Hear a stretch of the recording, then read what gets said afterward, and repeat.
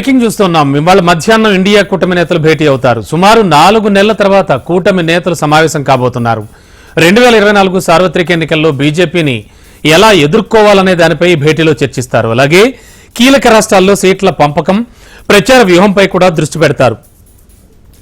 ఇక పార్లమెంట్లో అనుసరించాల్సిన వ్యూహంపై కూడా ఈ సమావేశంలో చర్చిస్తారు. లేటెస్ట్ అప్డేట్స్ అందించడానికి ఢిల్లీ నుంచి మా కరెస్పాండెంట్ శిరీష్ సిద్ధంగా ఉన్నారు. శిరీష్, ఇవాళ ఇండియా కూటమి యొక్క మీటింగ్ యొక్క ప్రధాన ఉద్దేశం ఏంటి? ఏ విషయాలు చర్చకు వచ్చే ఛాన్స్ ఉన్నాయి?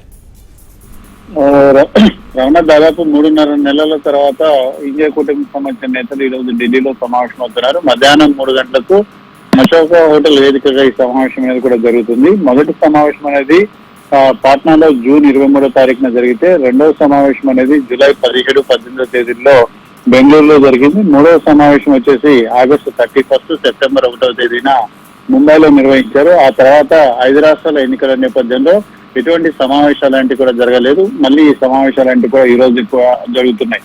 అయితే లోక్సభ ఎన్నికలకు సమయం అనేది సమీపిస్తుంది. అతి కొద్ది నెలలు మాత్రమే సమయం ఉంది.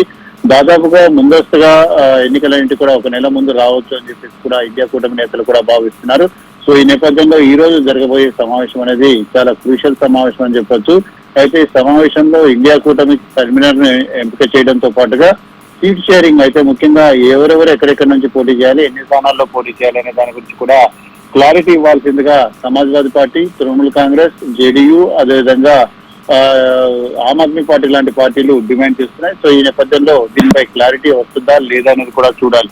అయితే ఇటీవల జరిగిన 5 రాష్ట్రాల ఎన్నికల్లో భాగంగా 3 రాష్ట్రాల్లో కాంగ్రెస్ పార్టీ దారుణ పరాజయం పాలైంది. దీనిపైన ఇండియా కూటమికి సంబంధించిన నేతలు చాలా అసంతృప్తిగా ఉన్నారు. ముఖ్యంగా మమతా బెనర్జీ లాంటి వాళ్ళు ఇదే అంశాన్ని తెరపైకి తీసుకొచ్చి చూపిస్తున్నారు. ఎందుకంటే పెర్ఫార్మెన్స్ అనేది ఒక పార్టీకి సంబంధించిన బాగాలేనప్పుడు మిగిలిన వాళ్ళ యొక్క నాయకత్వాన్ని అంగీకరించాలని చెప్పేసి కూడా మమతా బెనర్జీ డిమాండ్ చేస్తున్నారు. నిన్న అరవింద్ కేజ్రీవాల్ ఇటు మమతా బెనర్జీని, అదేవిధంగా ఉద్ధవ్ ఠాకరేని ఇద్దరిని కూడా స్వయంగా కలిసి ఇండియా కూటమి సమావేశాలకు హాజరు కావాల్సిందిగా కూడా విజ్ఞప్తి చేశారు. అయితే మధ్యప్రదేశ్ అసెంబ్లీ ఎన్నికల సందర్భంగా సమాజ్వాదీ పార్టీ తోటి ఇండియా కూటమికి సంబంధించిన ముఖ్యంగా కాంగ్రెస్ పార్టీ వ్యవహరించిన తీరుపైన సమాజ్వాదీ పార్టీ కూడా చాలా గుర్రుగా ఉంది.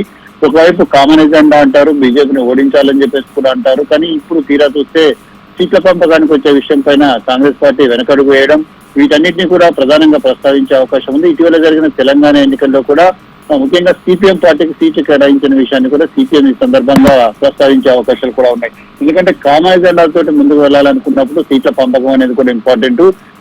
దీన్నే వాళ్ళు ప్రధానంగా ప్రస్తావించే అవకాశం ఉంది. దీంతో పాటుగా కులగణన ఏదైతే ఉందో దానిపైన కూడా నిర్ణయం తీసుకోవాల్సిందిగా కూడా జేడీయూ అధినేత నితీష్ కుమార్ లాంటి వాళ్ళు కూడా డిమాండ్ చేస్తున్నారు. సో ఈ నేపథ్యంలో దీనిపైన కూడా డిస్కషన్ చేసే అవకాశం కూడా ఉంది. 2024 లోక్సభ ఎన్నికల్లో బీజేపీని ఎదుర్కొనేందుకు ఒక ఉమ్మడి వ్యూహము, అదేవిధంగా పాజిటివ్ ప్రత్యామ్నాయ అజెండా, కులగణన పైన ప్రధానంగా చర్చించాలని చెప్పేసి కూడా నిర్ణయించారు.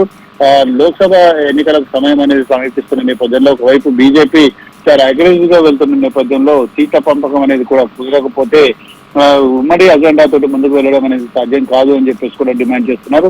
సో ఈ రోజు ఇండియా కూటమికి సంబంధించిన కన్వీనర్ పైన సీట్ల పంపకాల పైన తేల్చాలని చెప్పేసి ఇటు మమతా బెనర్జీ, అదేవిధంగా సమాజ్వాదీ పార్టీ లాంటి వాళ్ళు డిమాండ్ చేసే అవకాశం కూడా ఉంది.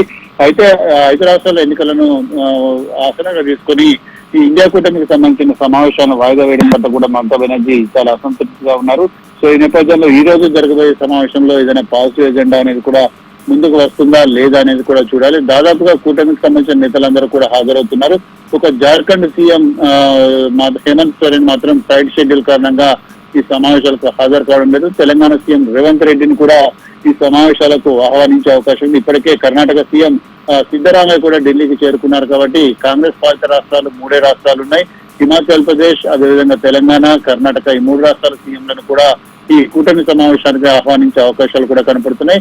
అయితే ఇటు కాంగ్రెస్ పార్టీకి సంబంధించిన నేతలందరూ కూడా ఇండియా కూటమికి సంబంధించిన ఉన్నారు. కాంగ్రెస్ పార్టీ ఆధ్వర్యంలోని సమావేశం అనేది కూడా జరుగుతుంది. కాబట్టి ఎటువంటి ఎజెండా సెట్ చేయాలనే దానిపైన కూడా డిస్కషన్ జరుగుతుంది. నిన్న చూసినట్లయితే దాదాపుగా ఒకరోజే లోక్సభ, రాజ్యసభ సభ నుంచి 92 మంది ఎంపీలను సస్పెండ్ చేయడం కూడా జరిగింది. సో ఈ నేపథ్యంలో ఈ అంశం పైన కూడా ప్రధానంగా ప్రస్తావన వచ్చే అవకాశం ఉంది, చర్చ జరిగే అవకాశం కూడా ఉంది. Ramana, okay, thank you Sirish.